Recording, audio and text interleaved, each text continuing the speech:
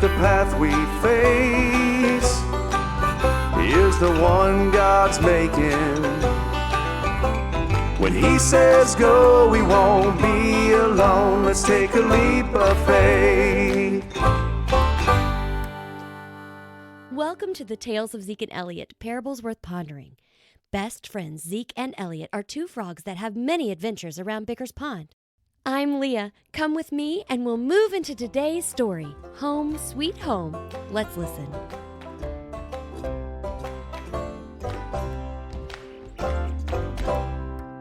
The morning sun seemed to shine brighter today as the two frogs climbed the hill leading to Elliot's new home. This was their fourth and final trip up the hill from Bickers Pond. It was a new day and a thrilling adventure for Elliot. He had always lived around Bickers Pond, but had discovered, by accident, a quieter location. The clear, calm waters of the pool were surrounded by a hard, smooth surface. Bordering this were small rocks and pebbles with lush, colorful flowers filling large pots. Mixed in with the rocks and potted flowers were ornamental grasses and large bushes that provided shade to the residents of the pool. There were small cottages, miniature park benches, and tiny vine-covered metal arbors. Elliot, it sure is different around here. So much open space, and it's so far from the pond. You're only saying that because we've been carrying boxes all morning. I can hear my own thoughts here and have some privacy. It's not as busy and noisy. Come on, Zeke. This is our last trip, and we are almost there. Penelope said she'd have the key ready to hand over. Penelope? Yes, she's a dragonfly and the property manager of the little cottage where I'm moving. Sorry. You talked to a lot of property managers while trying to make this decision. I wanted to find the best place for the best deal. You know I like the details. Yes, but one whole box I'm carrying is brochures from all the places you checked out. Hey, want to stop at that deli back there and get some lunch after we drop off the last load? I am starving. Nah, I'm good. I want to start unpacking. I might have something we can snack on in my boxes. You seem pretty anxious to get settled in.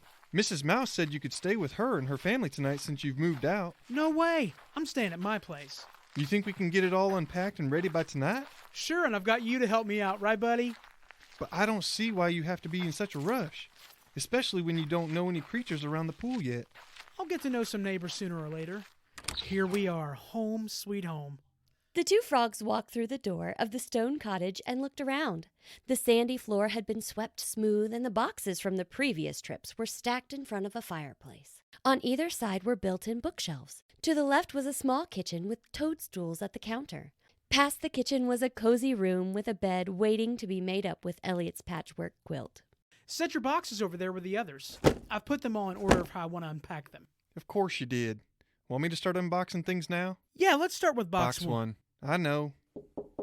Elliot! Hello, it's Penelope. Can I come in? Yes, please come in, Penelope. I'd like to introduce my best friend, Zeke.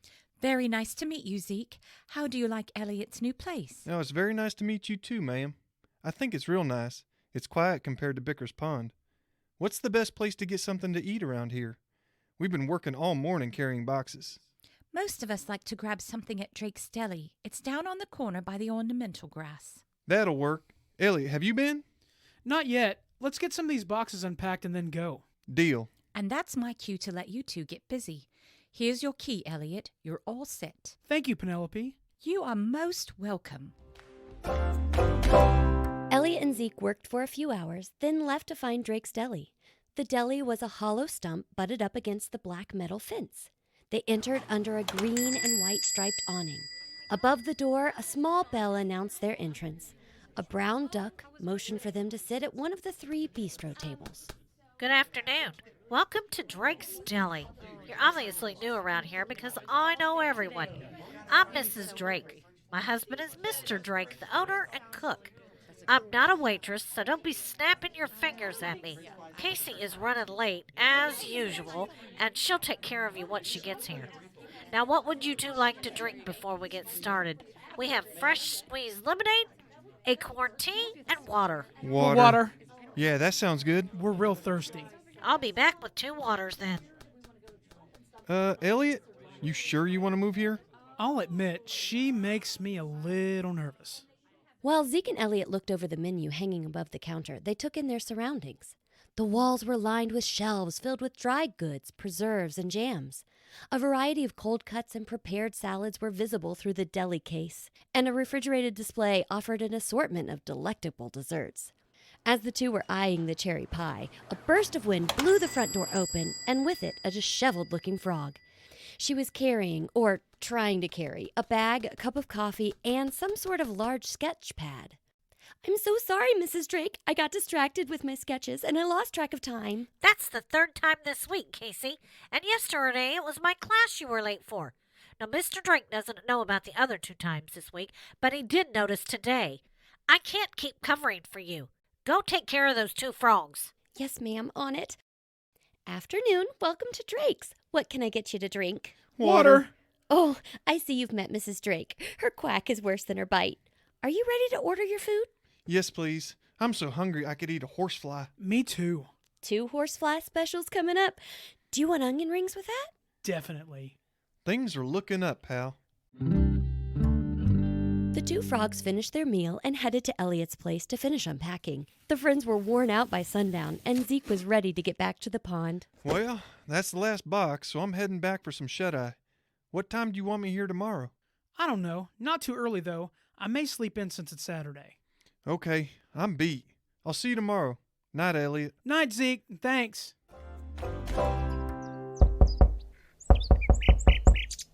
Hang on, I'm coming. Who is it? Morning, Elliot. I'm ready to work. I stopped at Jumpin' Java's on the way to get us some coffee. That jackrabbit sure knows how to make a good latte. What time is it, Zeke? It feels really early. Is it? I guess. Sorry. Should I come back? No. How many lattes have you had? Maybe 2? I was trying to give you more time to sleep. I did see that girl from the deli, Casey. She was sketching. I think she's taking art classes or something. Very talented. So what are we doing today? I was going to take a closer look around the area and see if I could meet some neighbors. All done. I can introduce you to everyone. Drink your coffee and I'll tell you all about them. Zeke, never mind. Thanks for the coffee. So there's this newt named Luke, likes to play golf. Not my thing, but he's real nice. Mrs. Drake is named Gretchen, and she's Casey's art teacher.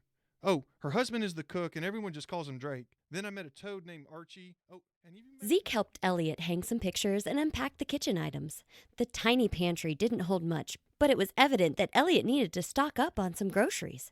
They headed to Drake's Deli to get the essentials. After unloading the bags of groceries, Elliot was ready to take a break. What do you say we call it a day? I think we've got things pretty well finished. Are you sure? I don't mind if we finish off those last 2 boxes. No, I'm worn out.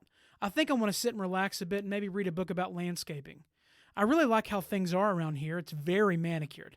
I think I'd like to study rock collecting. That sounds dandy and boring. But okay. I'll head back and see you tomorrow. No need to come tomorrow. I think I can handle the rest. I've taken up too much of your time already. Are you kidding? It's no trouble. See you tomorrow. That evening, Elliot walked to Drake's Deli to grab a sandwich. Penelope was picking up some groceries and noticed Elliot didn't seem like himself. Thinking the frog might be second-guessing his recent move, the dragonfly approached. Good evening, Elliot. Are you all moved in? Almost. Zeke has helped me every day since the move, so it's almost done. Sure must be nice having such a devoted friend. Just wish he'd give me some more space. Oh, I take it you'd like to handle some of the move on your own? I feel bad that I even said that. Zeke is my best friend. I hardly remember a time when we weren't friends. Pardon me, you 2. I thought you might like a slice of Drake's custard pie. It goes good with the doldrums. Thank you, Gretchen. Is it that obvious? No, Gretchen just has a sense about these things. I don't want to hurt Zeke's feelings, but I wanted to move kind of slow and enjoy the process on my own. Have you told him? Gretchen, I think it's safe to say he hasn't since he's trying to figure this out. Let me be plain then. Why haven't you told your best friend that you need him to back off a bit and give you some room? You know there's a verse in the Bible that says, "Withdraw your foot from your neighbor's house, or he will get tired of you."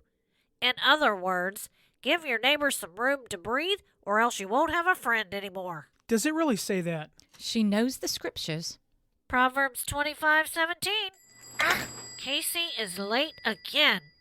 I've got to go take care of the cash register. Take my advice, Elliot. If he's your friend, he'll understand. I've got to go too. Murray was making dinner for us. Sweet mosquito pie. It's my favorite. Thank you both for the advice. Zeke continued to stop by after work to check on his friend. Elliot tried to bring up the topic, but he didn't know how to start. The two were finishing their horsefly specials at the deli when he caught Penelope and Mrs. Drake glancing his way. He didn't know if that made him feel better or nervous. Casey approached with the checks. Fellas, here's your checks. Thanks, Casey. Great meal again. You're welcome. I just deliver the meals. I don't cook them. Would you both like another refill? I'm good. No thanks. All right, then. Have a wonderful rest of the day. Thanks, Casey.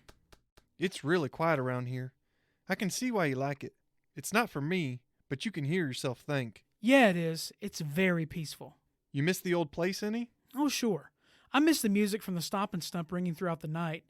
I think the fireflies seem brighter near the pond. Oh, I'm sorry, Elliot. I shouldn't have brought it up. Listen, pal. I need to head back home, but don't you worry. I'll be back tomorrow. You really don't have to. I know you're busy and things are getting backed up while I've been off work getting set up with my new place. You know I wouldn't do that to you. See you tomorrow. See ya, then. What's wrong with you? Why don't you tell him you need some space? Gretchen, he might not want your advice. Not everyone is used to your pushiness. The boy obviously needs some help, Penelope. Should I just keep quiet? Maybe you could just say it a bit more polite? Elliot, don't you think you should have a talk with your friend Zeke? Quack! What is wrong with you? I can't. He's my best friend. Do you want him to stay your best friend? Yes, of course. Then you need to tell him. From getting to know Zeke, I know that you two run a business where you repair and refurbish things.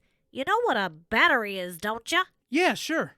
Well, your batteries are drained. Pardon me? Your batteries, your energy, who you are, they're low. You need to recharge, and the way you do it is by being alone. Am I right? Yes. Zeke charges his batteries by being around others. What Gretchen is trying to say is that it's okay to be alone. Not all the time, because then you're a hermit, but you need time to hear yourself think. Yes. That's why I wanted to move here. I didn't want to leave my friends, but I did want a quieter place.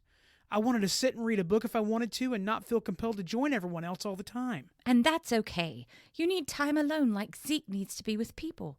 For each of you, it's a refueling. Isn't that what I just said? Sure, but I did say it better. It's now or never, Elliot. Zeke is on his way back in. Already? What time is it? Glad you're still here. I just realized I won't be able to come by and help you tomorrow. Mr. Marvin's class bell is broken, and he needs it repaired by morning. I'm sorry, Elliot. I feel bad letting you down. No, that's just fine. I'll be okay. It'll give me a chance to catch up on some reading. Okay, then. I'll be by early tomorrow and grab some lattes.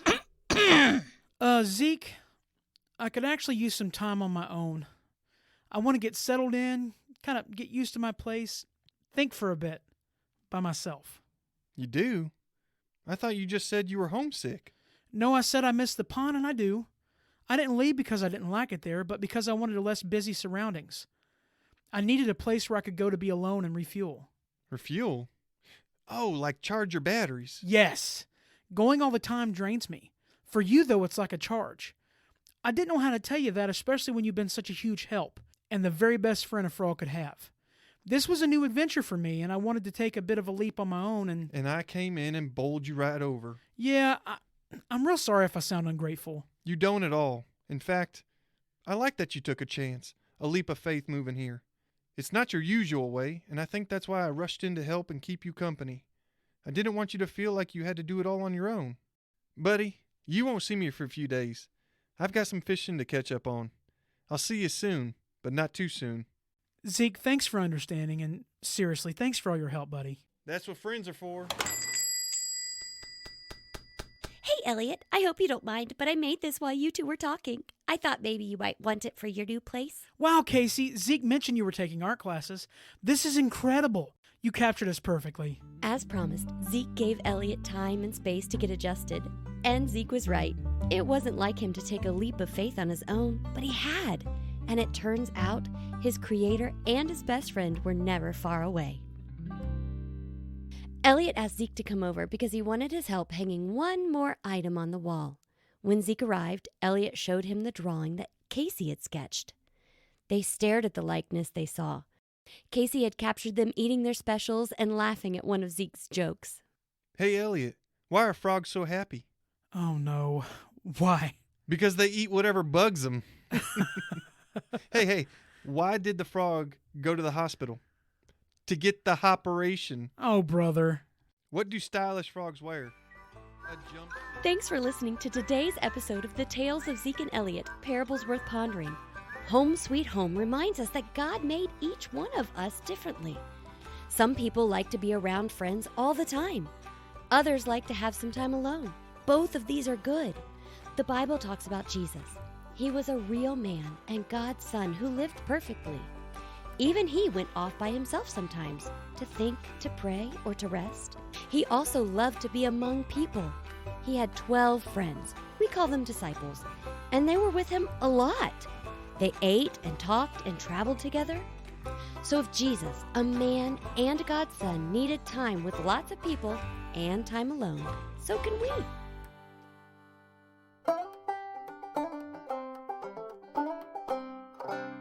Welcome to Insightful Information with Kelly and Candy. I'm Kelly. And I'm Candy. God's creation is full of wonder and excitement. Each episode, we'd like to share some insightful information about the creatures or environment from our story. Kelly, Zeke and Elliot are frogs, right? Yes. So who are Mr. and Mrs. Drake? What are they? Ducks. A male duck is called a drake, and a female duck is called a hen. Oh, so that's why they are named Mr. and Mrs. Drake. Exactly. Did you know that ducks are very social and like to be in groups? They also can see very well underwater. Kelly, what's a duck's favorite snack? I don't know. What is it? Quackers. Oh, good grief. Bye, kids. When does a duck get up in the morning? At the quack of dawn. What do you call a duck that loves fireworks? A firecracker. Please stop. What happens when you say something funny to a duck? It quacks up. Oh, I could do this all day. I quack myself up. I've got one for you, Candy. Why did the teacher get annoyed at the duck? Because she wouldn't stop quacking jokes. So many punny jokes on today's episode. Thanks for listening.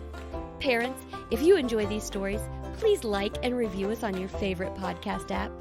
Don't forget to share us with your friends. We look forward to meeting with you again. Until then, when God leads, don't be afraid to take your next leap of faith.